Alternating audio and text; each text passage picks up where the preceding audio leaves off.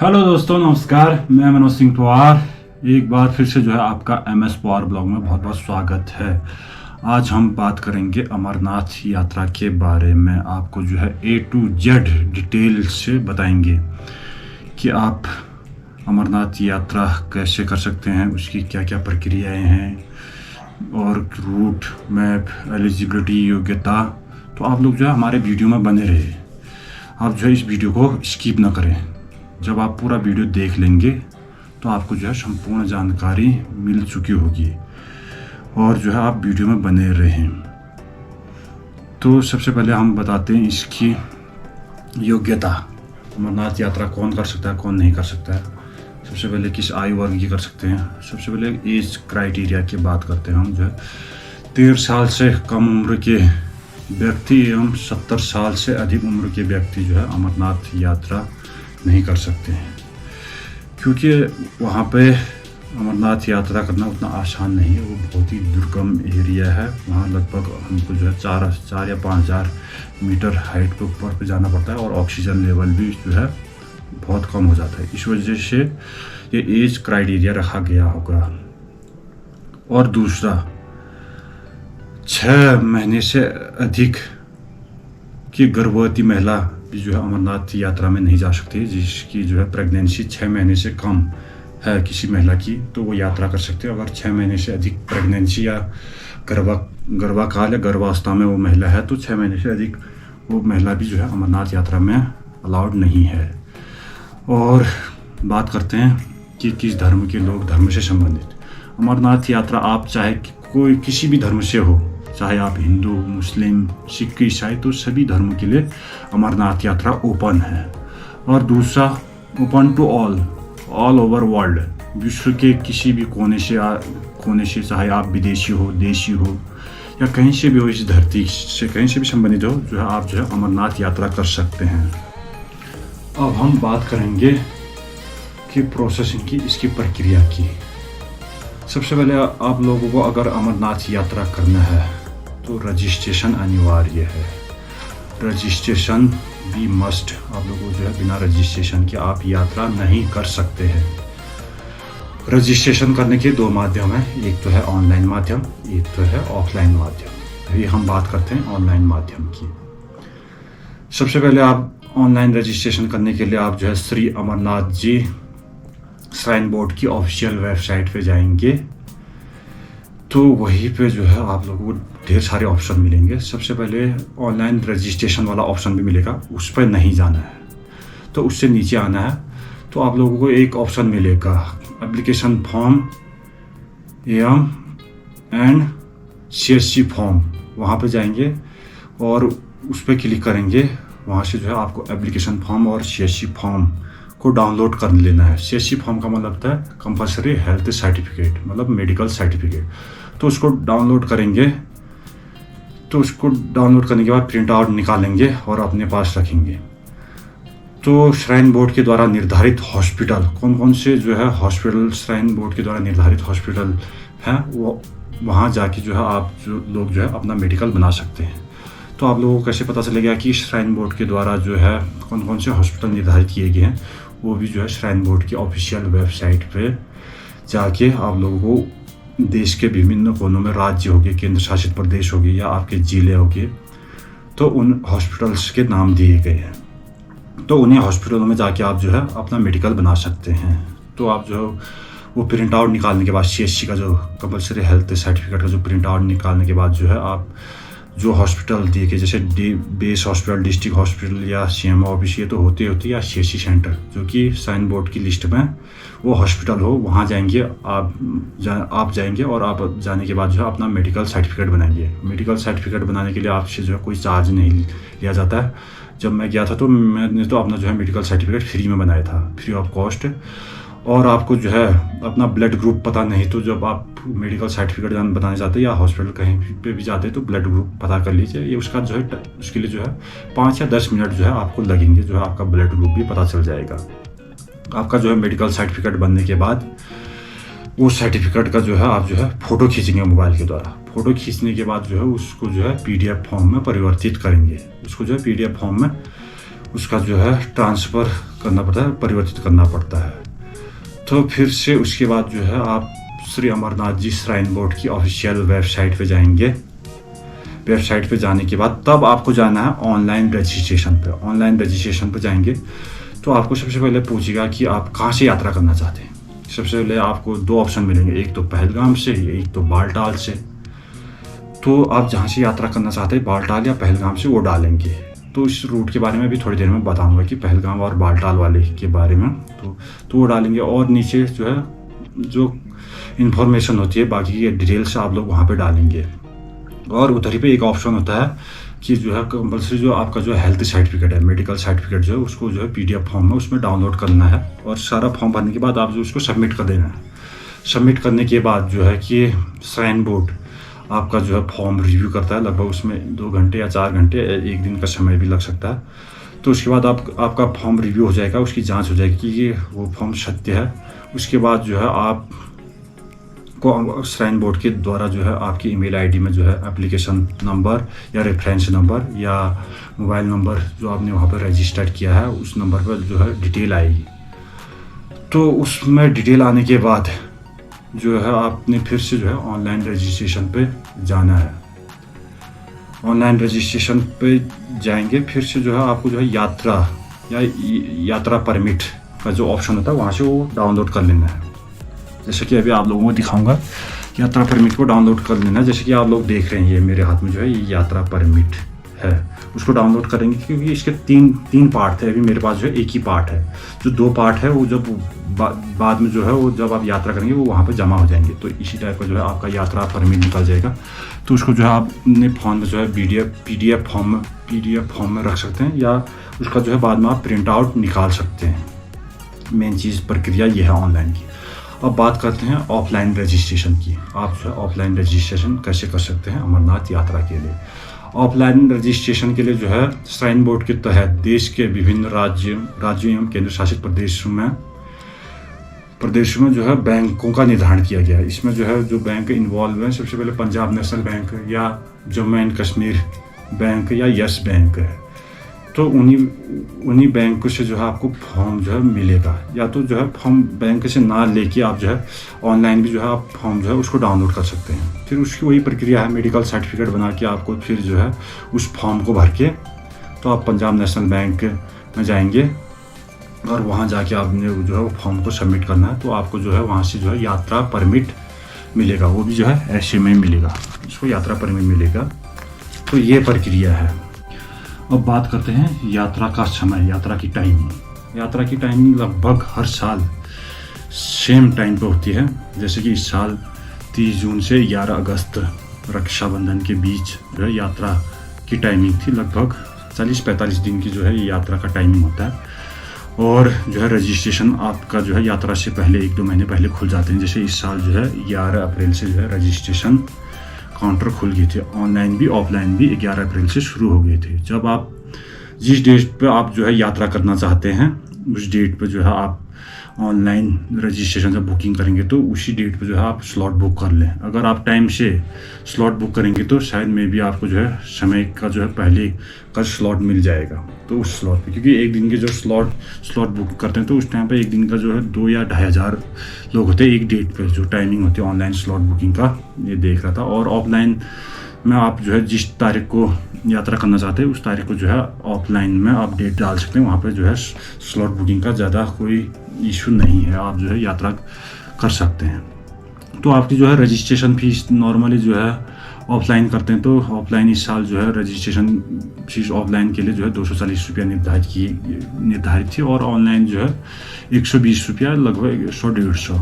आने वाले समय में जो है यह है कि घट और बढ़ भी सकता है। तो ये प्रक्रिया है। तो आप जो है यात्रा कब करना चाहते हैं उस हिसाब से जो है आप रजिस्ट्रेशन करें और अपना स्लॉट बुक करें। अगर आप जल्दी यात्रा करना चाहते हैं तो जल्दी से जब रजिस्ट्रेशन स्टार्ट हो जाते हैं उसी टाइम पे जो है आप लोग जो है अपना फॉर्म भर के स्लॉट बुक कर सकते हैं। अब आप लोगों का हो चुका है रजिस्ट्रेशन और आप लोगों को मिल चुका है यात्रा परमिट। इतना करने के बाद जैसे कि ये देखिए यात्रा परमिट आप लोगों को मिल चुका है, जो कि घर बैठे बैठे अगर बाय चांस आप लोगों ने जो है रजिस्ट्रेशन नहीं किया है, ना ऑनलाइन किया है ना ऑफलाइन किया है, घर बैठे बैठे कोई रजिस्ट्रेशन नहीं किया, डायरेक्ट आप जो है जम्मू पहुंच गए या श्रीनगर पहुंच गए, तो आप वहां जाके भी जो है ऑफलाइन रजिस्ट्रेशन कर सकते हैं। ऑफलाइन जम्मू में आप जो है ऑफलाइन रजिस्ट्रेशन की प्रक्रिया जो है जम्मू रेलवे स्टेशन पंचायत भवन में जो है ऑफलाइन रजिस्ट्रेशन की प्रक्रिया होती है, और वहीं पे सरस्वती धाम से जो है हमको ऑनलाइन ये ऑफलाइन रजिस्ट्रेशन करने के लिए टोकन लेना पड़ता है। तो वहाँ से हमको टोकन लेना पड़ता है कि बालटाल से या पहलगाम से। तो उस प्रक्रिया में क्या है कि वहाँ पे बहुत ज़्यादा क्राउड या बहुत ज़्यादा भीड़ होती है उस दौरान पे। तो आपको जो है थोड़ा सा मेहनत करनी पड़ेगी। सवेरे 5 बजे से लगभग आपको शाम के 5 बजे तक लाइन में लगनी पड़ेगी, तब जाके आपका जो है रजिस्ट्रेशन करेंगे और रजिस्ट्रेशन होगा और जो है यात्री परमिट मिलेगा। वो प्रोसेस भी है। अगर आप बाई चांस आप जब जा रहे हैं, तो अगर आपने नहीं किया तो मेरा मानना है कि अगर आप अमरनाथ यात्रा कर रहे हैं तो पूर्व तैयारी कर लें। रजिस्ट्रेशन जो है आप लोग जो है ऑफलाइन या ऑनलाइन जो है जब आप घर में हैं उसी दौरान आप कर लें तो बेहतर रहेगा, क्योंकि वहाँ पे आप जम्मू जाके वहाँ पे भीड़ पे लाइन पे नहीं लगनी पड़ेगी, वो आप इधर उधर परेशान नहीं होंगे, भटकेंगे नहीं। तो बेहतर है कि आप लोग जो है घर में ही रह के पूरा रजिस्ट्रेशन वगैरह डिटेल जो डेट इशू उस डेट पर जो है करने के बाद यात्रा करें। तो आप लोगों का जो है रजिस्ट्रेशन हो चुका है।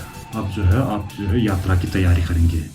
आप अपने घर से निकलने से पहले जब आप अमरनाथ यात्रा पे जाएंगे, जब आप अपने घर से निकलेंगे तो अपने पास क्या क्या सामान रखना है। सबसे पहले तो जो है आपका जो रजिस्ट्रेशन हुआ उसके द्वारा जो आपको यात्रा परमिट मिला है, जैसे कि ये है यात्रा परमिट, इसको जो है अपने साथ रखना है, नंबर 1। और नंबर 2 मेडिकल सर्टिफिकेट, जो आपने जो है हॉस्पिटल जाके जो मेडिकल सर्टिफिकेट बनाया था उसको भी जो है अपने साथ रखना है। और नंबर 3 जो है आधार कार्ड, मेन चीज़ जो है ये चीज़ अपने साथ रखता है। ये मेन चीज़, ये डॉक्यूमेंट है, इसको जो है अपने बैग में इस चीज़ की पैकिंग कर लेनी है। और उसके बाद जो है अपने साथ आप लोग जो है गर्म कपड़े अवश्य रखें, जिसमें जो है जैकेट हो गया, टोपी हो गया, हो सके तो वाटर प्रूफ जैकेट और ये चीज़ें रखें। और रेनकोट भी अपने साथ रखें। और थर्मस की बोतल, जो थर्मस है उसको भी रखें, क्योंकि जब आप ऊपर हाइट पे जाएंगे वहाँ पे जो है बहुत ही ठंड लगती है, तो आप जो है उसमें गर्म पानी रख के आप जो है गर्म पानी पी सकते हैं। और हो सके तो आप जो है अपने साथ जो है medical kit, first aid kit जो है अपने पास रखें, जो आपके काम आएगा। तो ये है यात्रा जाने से पहले पूर्व निर्धारित जो तैयारियों में है, तो आप लोग ये रख सकते हैं अपने पास। और जाने के लिए आप जो है वहाँ पे जो है ट्रैकिंग बूट, जो बूट होता है ना ऊपर घुटने तक पहुँचते हैं आप लोगों के, जो है वाटर प्रूफ बूट, उसको रखें, उसको पहन के जाएं, उस शूज़ को रखें। और जो है 2-3 जोड़ी या 3-4 जो पेयर्स जो शॉक्स होते हैं उसको अपने पास साथ रखें। तो ये चीज़ें ज़रूरी सामान वगैरह ये चीज़ें चेक कर लें, उसके बाद जो है यात्रा करें, जो है पूर्व तैयारी। और यात्रा करने से पहले सबसे पहले इम्पोर्टेंट बात ये है कि ये ध्यान रखें, आपने जब रजिस्ट्रेशन किया आपको कौन सी डेट मिली है, तो जिस डेट पे मिली है उससे 1-2 दिन पहले आपके स्थान के हिसाब से आप कितनी दूर हैं वहाँ पे जो है अमरनाथ के या जम्मू कश्मीर या श्रीनगर से कितनी दूर है वहाँ से, तो 2-3 दिन पहले आप जो है निकल सकते हैं, वहाँ पहुँच सकते हैं टाइम से।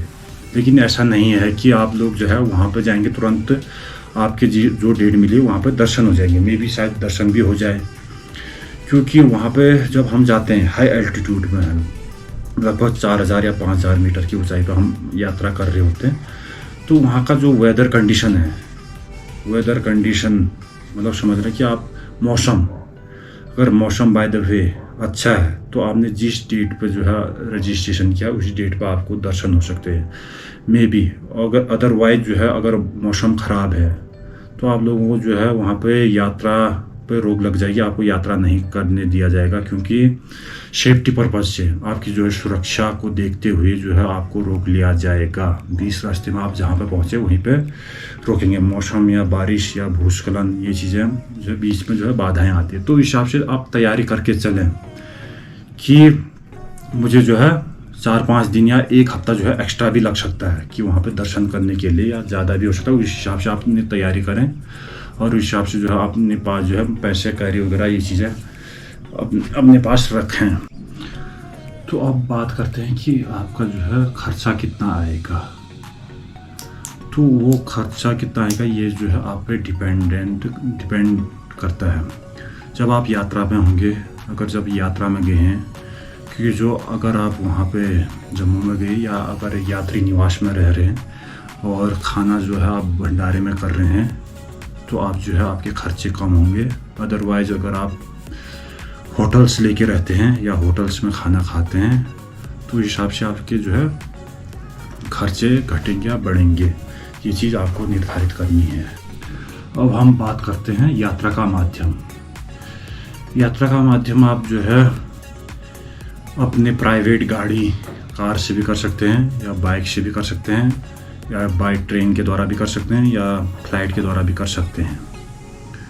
वो आप लोगों पे निर्धारित है। तो आप जो है कैसे यात्रा कर सकते हैं। अगर आप बस के द्वारा यात्रा कर रहे हैं तो आप जो है बस की बुकिंग कर लेंगे उस डेट से पहले, या ट्रेन की से यात्रा करें तो ट्रेन की जो है पहले जो है आपका रिजर्वेशन कर लेंगे।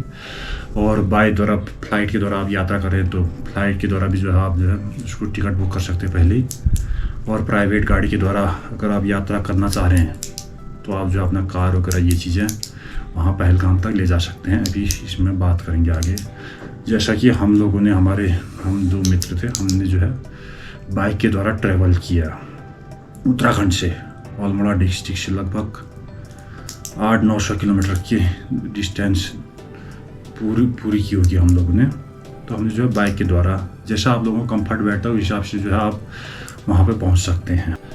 अब आप यात्रा कर रहे हैं, आप जो है जब यात्रा करेंगे तो जब हमने यात्रा की थी, हम अपने बारे में बताते हैं। हमने यात्रा की थी अल्मोड़ा डिस्ट्रिक्ट से, अल्मोड़ा से हल्द्वानी, हल्द्वानी से काशीपुर, काशीपुर से हरिद्वार, हरिद्वार से सहारनपुर, सहारनपुर से अम्बाला, अम्बाला से लुधियाना, लुधियाना से जलंधर, जलंधर से पठानकोट, पठानकोट से कठुआ जो कि जो है जम्मू कश्मीर का एक ज़िला है वहाँ, कठुआ, कठुआ से फिर सांबा, सांबा से फिर हम जम्मू पहुँचे थे। तो उस दौरान क्या किया, आप जो अपने पास जो है यात्रा परमिट रखा होगा। जब हम पठानकोट से जो है कठुआ में पहुंचते हैं तो वहीं पे जो है यात्रा परमिट दिखा के हम अपना जो है RFID कार्ड बना सकते हैं। जैसा कि ये है, ये मान लिया जाए आप कठुआ में पहुंचे, आपका जो रजिस्ट्रेशन है वो यात्रा परमिट दिखाएंगे तो आप लोगों का जो है ये बन के तैयार हो जाएगा। तो उसी में जो है उसके बाद जो है आप यात्रा परमिट आप लोगों का बन चुका है। उसके बाद और चीज़ों की कोई ज़रूरत नहीं है। आपको यात्रा परमिट, ये RFID बनाने के लिए आपको जो है यात्रा परमिट चाहिए होगा और आधार कार्ड चाहिए होगा। वो चीज़ डालने के बाद आपका ये बनेगा। इसके बाद जो है आपको हमेशा ये रखना है, जो है ये यात्री नंबर, यात्री डिटेल है, RFID कार्ड आपका बन चुका है। तो उसके बाद बात करते हैं, आप लोग जो है आगे बढ़ेंगे। कठुआ में बाईचांस बन गया आपका जो है RFID कार्ड, तो उसके बाद आप जाएंगे आगे सांबा, फिर जम्मू। अगर आप लोग जो है प्राइवेट या होटलों में रहना चाहते हैं तो होटल में जाके आप रह सकते हैं। और अगर आप फ्री में रहना चाहते हैं तो आप लोगों को जो है फ्री में रहने के लिए जम्मू भगवती नगर जो है यात्री निवास हैं, वहाँ पे बहुत से सरस्वती धाम, जीवन धाम, बहुत से एरियाज है, वहाँ जाएंगे तो आप लोग वहाँ पे फ्री में रहने के लिए जो है सबसे पहले आपकी सामान की चेकिंग होगी, पूरी स्कैनिंग होगी। तो अपने साथ जो है आप ये नशीले पदार्थ या नशा करने की चीज़ें, कोई भी चीज़ें अंदर अलाउड नहीं होता वहाँ पे। अपना बीड़ी, सिगरेट, जितने भी गुटखा, पान या मदिरा, शराब, जो भी चीज़ें ये चीज़ें आप जो है वो बाहर पे जमा हो जाएंगी। वो आपको जो अनाउंस भी करेंगे। आपका चेकिंग होने के बाद जो है आप अंदर जाएंगे यात्री निवास पे, तो आप लोगों को वहाँ रहने के लिए फ्री है। और जो है उसके बाद अगर आप होटल में नहीं खाना चाहते तो वहाँ पे जो है ढेर सारे भंडारे लगे हुए हैं जगह जगह पे। कम से कम 5-6 भंडारे मिल जाएंगे। आप लोग जो है वहाँ जाके आप जो है खाना खा सकते हैं मुफ्त में, और अच्छा खाना मिलेगा आप लोगों को। मेन चीज़ ये है, वहाँ पर आप लोगों को रहना फ्री और खाना फ्री, तो जो है आपका खर्चा बच जाएगा। मेन चीज़ ये बात तो है ये जम्मू कश्मीर की, जम्मू भगवती नगर वाली एरिया की।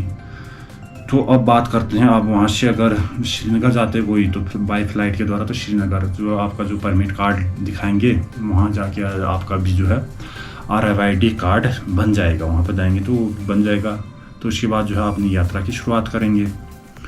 और यहाँ पे बाई चांस आपने जो है इधर कठुआ से RFID कार्ड नहीं बनाया, जो ये RFID कार्ड है मेन चीज़ ये नहीं बनाया, तो आप जो है ऊपर वहाँ पे भगवती नगर जम्मू में जाके आपका जो है यात्रा परमिट देख के और आधार कार्ड देख के आपका जो है RFID कार्ड बन जाएगा।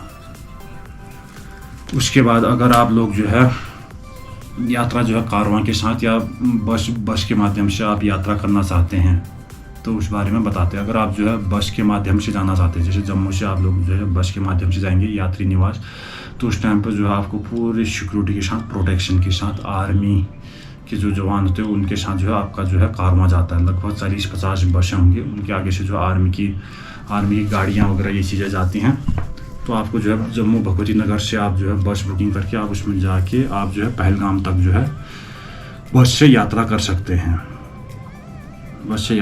अगर आप जो है अपनी प्राइवेट गाड़ी ले गए, आप जैसे कार ले गए हैं या बाइक ले गए हैं, में भी आप जो है निकल सकते हैं बाइक से। जैसे हम जो है बाइक के माध्यम से गए थे, जम्मू से हम गए थे, उसके बाद उधमपुर के बाद जो है टनल से आते बहुत से, चेनानी नासरी टनल, श्यामा प्रसाद मुखर्जी टनल, उसके बाद जो है रामबन आता डिस्ट्रिक्ट, रामबन के बाद आपको जो है बनिहाल सुरंग या जवाहरलाल नेहरू जो जौहर सुरंग बोला जाता है वो सुरंग आता है, बनिहाल आता है। बनिहाल के बाद जो है अनंतनाग डिस्ट्रिक्ट आता है, अनंतनाग के बाद जो है नुआन बेस कैंप आता है, नुआन बेस कैंप में आपकी चेकिंग होगी वहाँ पे। उसके बाद जो है पहलगाम आता है। इस माध्यम से हम पहलगाम पहुँचे थे।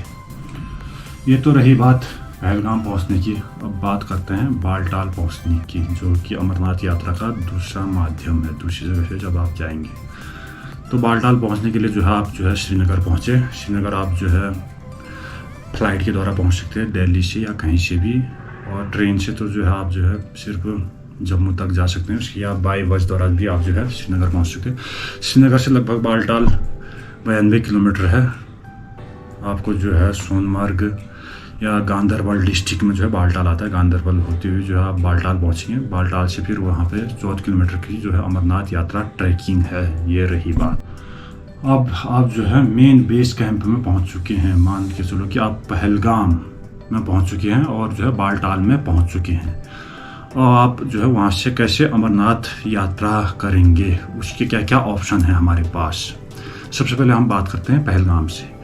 पहलगाम से हम जाते हैं चंदनवाड़ी तक जो है हम जो है वहाँ पे टैक्सियों से होते हुए जाते हैं, जिसका जो है टिकट 2022 में था 180 रुपया पर हेड जो है, पर पर्सन जो है आप जो है पहलगाम से चंदनवाड़ी तक जाते हैं। उसके बाद चंदनवाड़ी से जो है आप वहाँ से हमारी यात्रा की शुरुआत होती है पैदल ट्रैकिंग।